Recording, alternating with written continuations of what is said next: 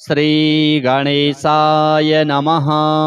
अथ श्री सूर्य स्तोत्र।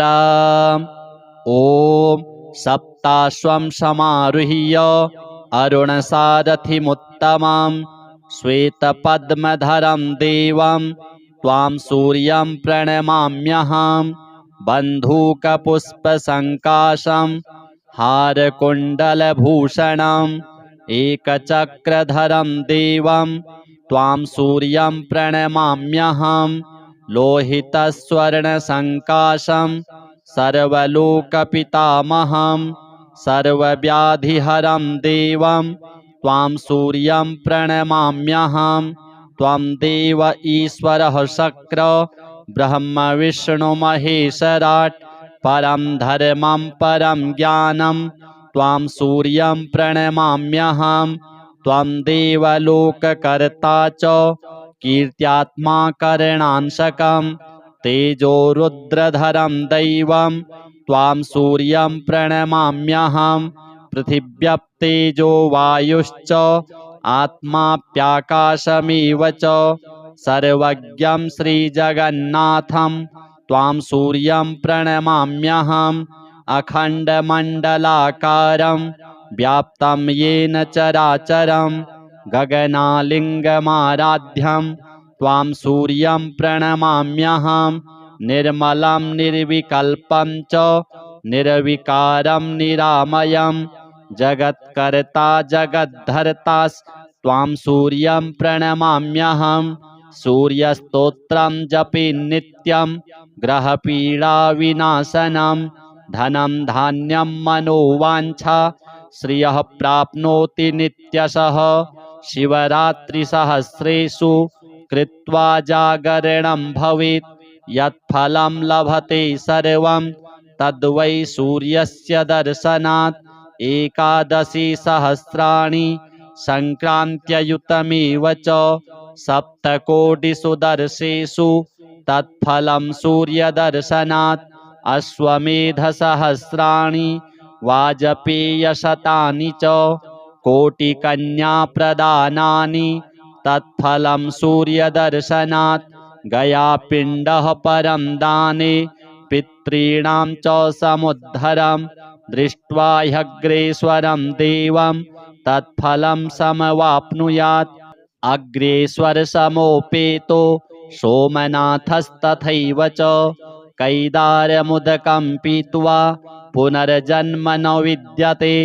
सूर्यस्तोत्रं पठेन्नित्यम् एकचित्तः समाहितः दुःखदारिद्र्यनिर्मुक्तः सूर्यलोकं स गच्छति।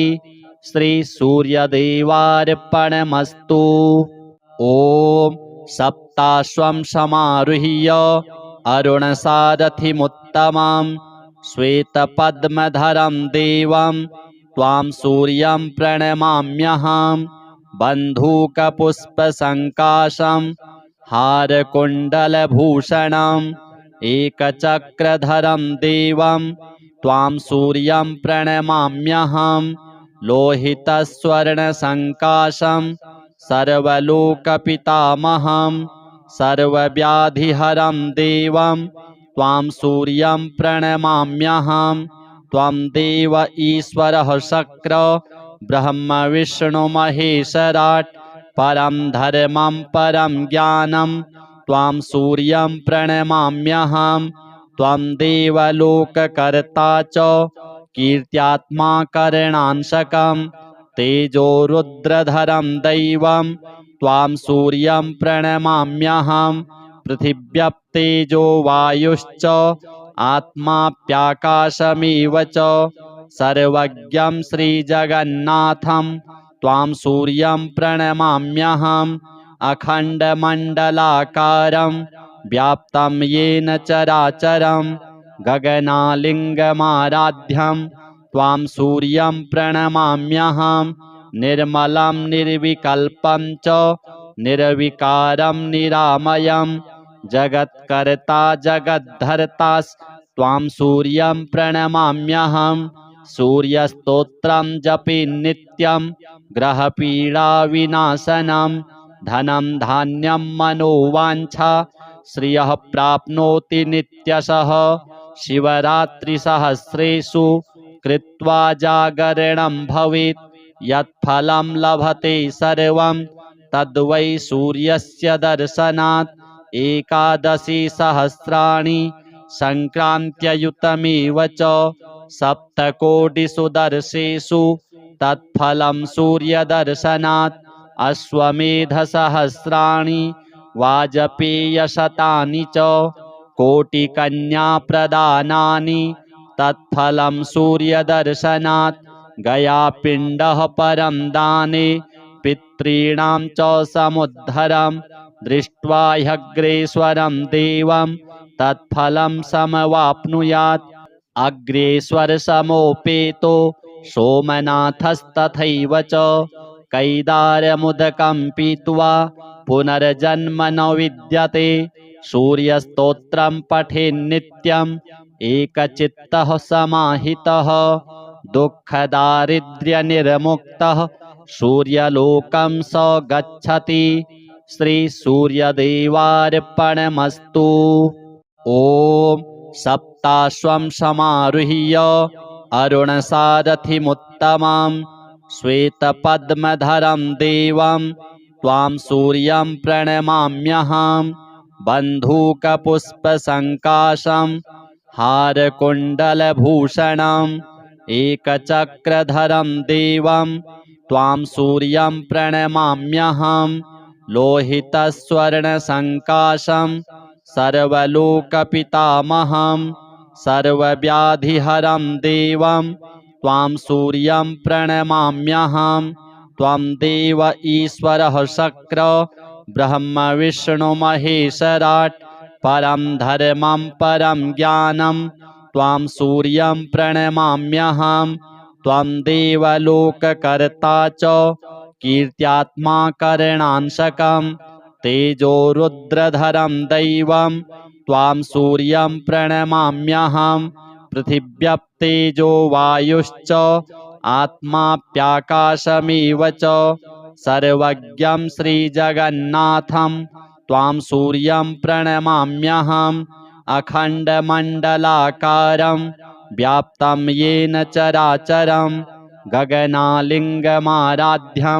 त्वां सूर्यं प्रणमाम्यहं निर्मलं निर्विकल्पं च निर्विकारं निरामयं जगत्कर्ता जगद्धर्ता त्वां सूर्यं प्रणमाम्यहं सूर्यस्तोत्रं जपे नित्यं ग्रहपीडाविनाशनं धनं धान्यं मनोवाञ्छा श्रियः प्राप्नोति नित्यशः शिवरात्रिसहस्रेषु कृत्वा जागरणं भवेत् यत्फलं लभते सर्वं तद्वै सूर्यस्य दर्शनात् एकादशी सहस्राणि सङ्क्रान्त्ययुतमेव च सप्तकोटिषु दर्शेषु तत्फलं सूर्यदर्शनात् अश्वमेधसहस्राणि वाजपेयशतानि च कोटिकन्याप्रदानानि तत्फलं सूर्यदर्शनात्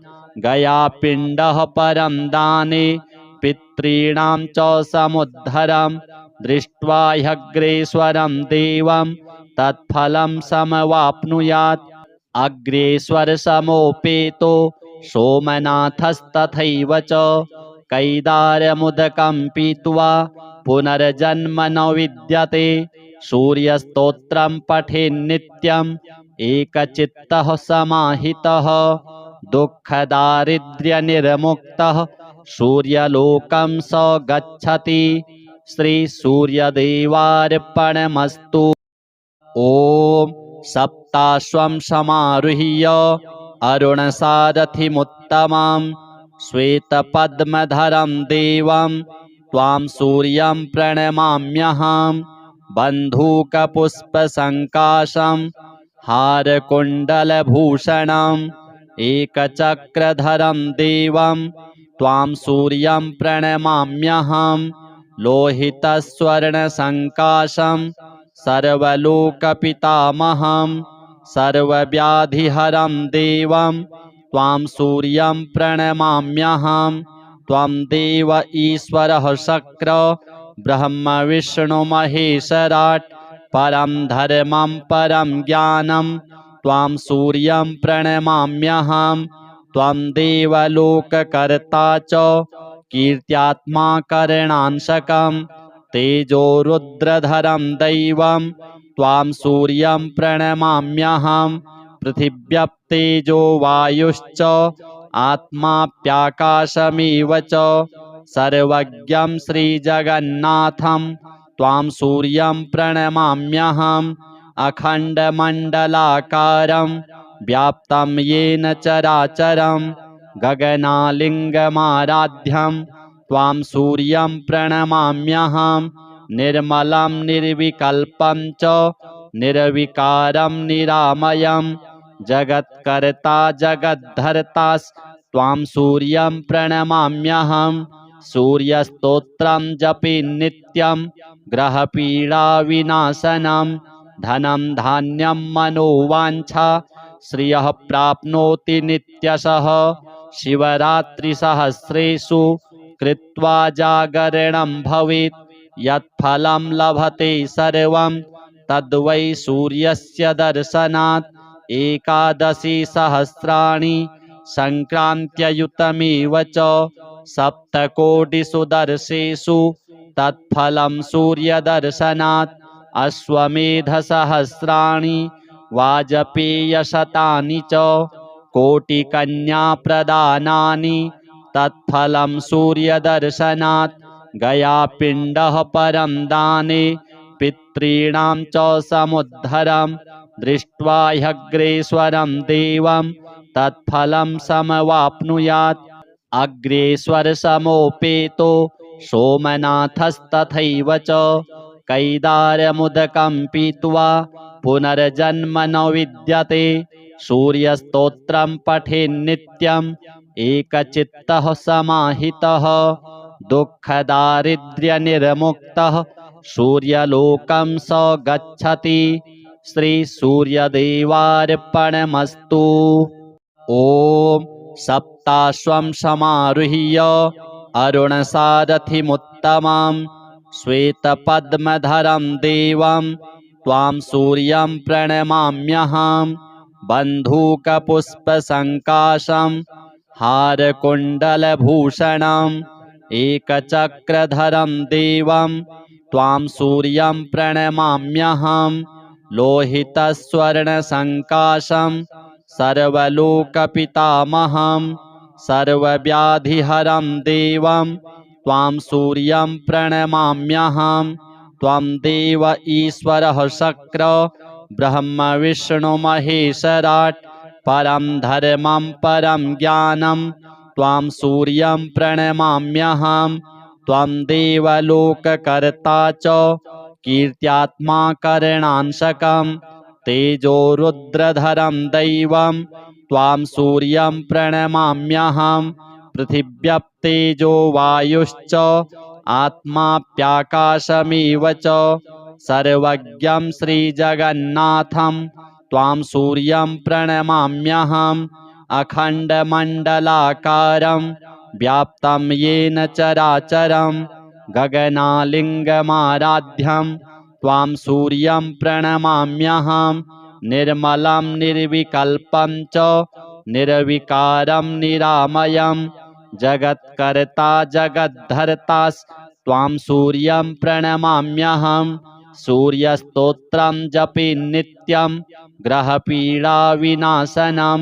धनं धान्यं मनोवाञ्छा श्रियः प्राप्नोति नित्यशः शिवरात्रिसहस्रेषु कृत्वा जागरणं भवेत् यत्फलं लभते सर्वं तद्वै सूर्यस्य दर्शनात् एकादशी सहस्राणि सङ्क्रान्त्ययुतमेव च सप्तकोटिषु दर्शेषु तत्फलं सूर्यदर्शनात् अश्वमेधसहस्राणि वाजपेयशतानि च कोटिकन्याप्रदानानि तत्फलं सूर्यदर्शनात् गयापिण्डः परं दाने पितॄणां च समुद्धरं दृष्ट्वा ह्यग्रेश्वरं देवं तत्फलं समवाप्नुयात्। अग्रेश्वरसमोपेतो सोमनाथस्तथैव च कैदारमुदकं पीत्वा पुनर्जन्म न विद्यते। सूर्यस्तोत्रं पठेन्नित्यम् एकचित्तः समाहितः दुःखदारिद्र्यनिर्मुक्तः सूर्यलोकं स गच्छति। श्रीसूर्यदेवार्पणमस्तु। ॐ सप्ताश्वं समारुह्य अरुणसारथिमुत्तमं श्वेतपद्मधरं देवं त्वां सूर्यं प्रणमाम्यहं। बन्धूकपुष्पसङ्काशं हारकुण्डलभूषणम् एकचक्रधरं देवं त्वां सूर्यं प्रणमाम्यहं। लोहितस्वर्णसङ्काशं सर्वलोकपितामहं सर्वव्याधिहरं देवं त्वां सूर्यं प्रणमाम्यहं। त्वं देव ईश्वरः शक्र ब्रह्म विष्णुमहेश्वराट् परं धर्मं परं ज्ञानं त्वां सूर्यं प्रणमाम्यहं। त्वं देवलोककर्ता च कीर्त्यात्मा करणांशकं तेजोरुद्रधरं दैवं त्वां सूर्यं प्रणमाम्यहं। पृथिव्यप्तेजो वायुश्च आत्माप्याकाशमेव च सर्वज्ञं श्रीजगन्नाथं त्वां सूर्यं प्रणमाम्यहम्। अखण्डमण्डलाकारं व्याप्तं येन चराचरं गगनालिङ्गमाराध्यं त्वां सूर्यं प्रणमाम्यहं। निर्मलं निर्विकल्पं च निर्विकारं निरामयं जगत्कर्ता जगद्धर्तास्त्वां सूर्यं प्रणमाम्यहं। सूर्यस्तोत्रं जपे नित्यं ग्रहपीडाविनाशनं धनं धान्यं मनोवाञ्छा श्रियः प्राप्नोति नित्यशः। शिवरात्रिसहस्रेषु कृत्वा जागरणं भवेत् यत्फलं लभते सर्वं तद्वै सूर्यस्य दर्शनात्। एकादशी सहस्राणि सङ्क्रान्त्ययुतमेव च सप्तकोटिषु दर्शेषु तत्फलं सूर्यदर्शनात्। अश्वमेधसहस्राणि वाजपेयशतानि च कोटिकन्याप्रदानानि तत्फलं सूर्यदर्शनात्। गयापिण्डः परं दाने पितॄणां च समुद्धरं दृष्ट्वा ह्यग्रेश्वरं देवं तत्फलं समवाप्नुयात्। अग्रेश्वरसमोपेतो सोमनाथस्तथैव च कैदारमुदकं पीत्वा पुनर्जन्म न विद्यते। सूर्यस्तोत्रं पठेन्नित्यम् एकचित्तः समाहितः दुःखदारिद्र्यनिर्मुक्तः सूर्यलोकं स गच्छति। श्रीसूर्यदेवार्पणमस्तु। ॐ सप्ताश्वं समारुह्य अरुणसारथिमुत्तमं श्वेतपद्मधरं देवं त्वां सूर्यं प्रणमाम्यहं। बन्धूकपुष्पसङ्काशं हारकुण्डलभूषणम् एकचक्रधरं देवं त्वां सूर्यं प्रणमाम्यहं। लोहितस्वर्णसङ्काशं सर्वलोकपितामहं सर्वव्याधिहरं देवं त्वां सूर्यं प्रणमाम्यहं। त्वं देव ईश्वरः शक्र ब्रह्म विष्णुमहेश्वराट् परं धर्मं परं ज्ञानं त्वां सूर्यं प्रणमाम्यहं।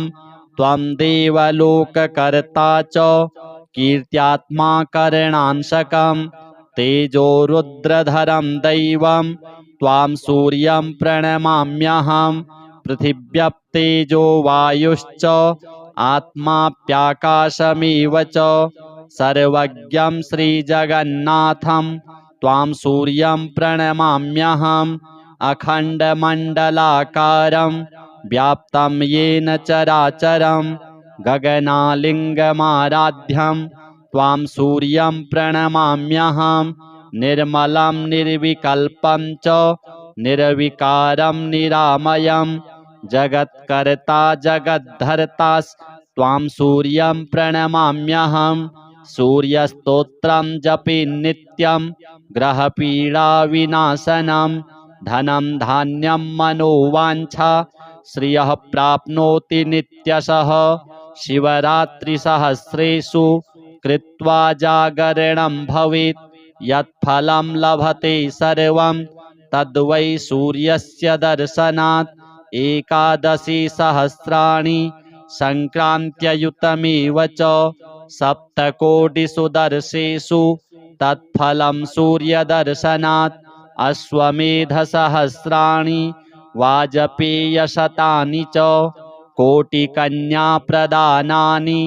तत्फलं सूर्यदर्शनात् गयापिण्डः परं दाने पितॄणां च समुद्धरं दृष्ट्वा ह्यग्रेश्वरं देवं तत्फलं समवाप्नुयात् अग्रेश्वरसमोपेतो सोमनाथस्तथैव च कैदारमुदकं पीत्वा पुनर्जन्म न विद्यते सूर्यस्तोत्रं पठेन्नित्यम् एकचित्तः समाहितः दुःखदारिद्र्यनिर्मुक्तः सूर्यलोकं स गच्छति श्रीसूर्यदेवार्पणमस्तु।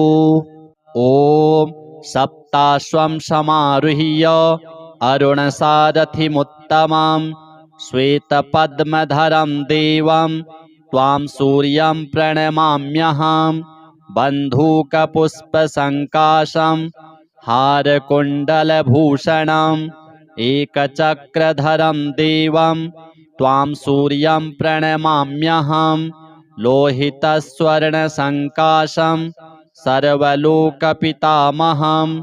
सर्वव्याधिहरं देवं त्वां सूर्यं प्रणमाम्यहं त्वं देव ईश्वरः शक्र ब्रह्मविष्णुमहेश्वराट् परं धर्मं परं ज्ञानं त्वां सूर्यं प्रणमाम्यहं त्वं देवलोककर्ता च कीर्त्यात्मा करणांशकं तेजोरुद्रधरं दैवं त्वां सूर्यं प्रणमाम्यहं पृथिव्यप्तेजो वायुश्च आत्माप्याकाशमेव च सर्वज्ञं श्रीजगन्नाथं त्वां सूर्यं प्रणमाम्यहम् अखण्डमण्डलाकारं व्याप्तं येन चराचरं गगनालिङ्गमाराध्यं त्वां सूर्यं प्रणमाम्यहं निर्मलं निर्विकल्पं च निर्विकारं निरामयं जगत्कर्ता जगद्धर्ता त्वां सूर्यं प्रणमाम्यहं सूर्यस्तोत्रं जपे नित्यं ग्रहपीडाविनाशनं धनं धान्यं मनोवाञ्छा श्रियः प्राप्नोति नित्यशः शिवरात्रिसहस्रेषु कृत्वा जागरणं भवेत् यत्फलं लभते सर्वं तद्वै सूर्यस्य दर्शनात् एकादशी सहस्राणि संक्रान्त्ययुतमेव च सप्तकोटिषु दर्शेषु तत्फलं सूर्यदर्शनात् अश्वमेधसहस्राणि वाजपेयशतानि च कोटिकन्याप्रदानानि तत्फलं सूर्यदर्शनात् गयापिण्डः परं दाने पितॄणां च समुद्धरं दृष्ट्वा ह्यग्रेश्वरं देवं तत्फलं समवाप्नुयात् अग्रेश्वरसमोपेतो सोमनाथस्तथैव च कैदारमुदकं पीत्वा पुनर्जन्म न विद्यते सूर्यस्तोत्रं पठेन्नित्यम् एकचित्तः समाहितः दुःखदारिद्र्यनिर्मुक्तः सूर्यलोकं स गच्छति श्रीसूर्यदेवार्पणमस्तु।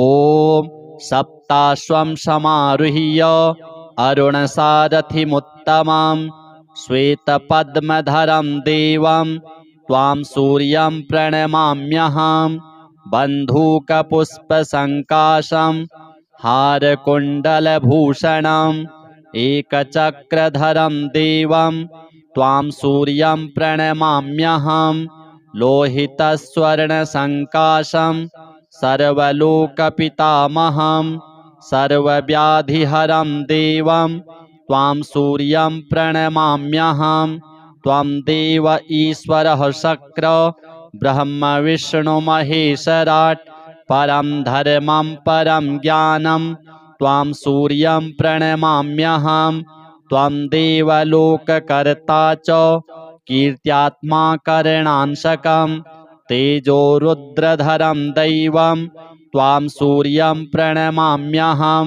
पृथिव्यप्तेजो वायुश्च आत्माप्याकाशमेव च सर्वज्ञं श्रीजगन्नाथं त्वां सूर्यं प्रणमाम्यहम् अखण्डमण्डलाकारं व्याप्तं येन चराचरं गगनालिङ्गमाराध्यं त्वां सूर्यं प्रणमाम्यहं निर्मलं निर्विकल्पं च निर्विकारं निरामयं जगत्कर्ता जगद्धर्तास्त्वां सूर्यं प्रणमाम्यहं सूर्यस्तोत्रं जपे नित्यं ग्रहपीडाविनाशनं धनं धान्यं मनोवाञ्छा श्रियः प्राप्नोति नित्यशः शिवरात्रिसहस्रेषु कृत्वा जागरणं भवेत् यत्फलं लभते सर्वं तद्वै सूर्यस्य दर्शनात्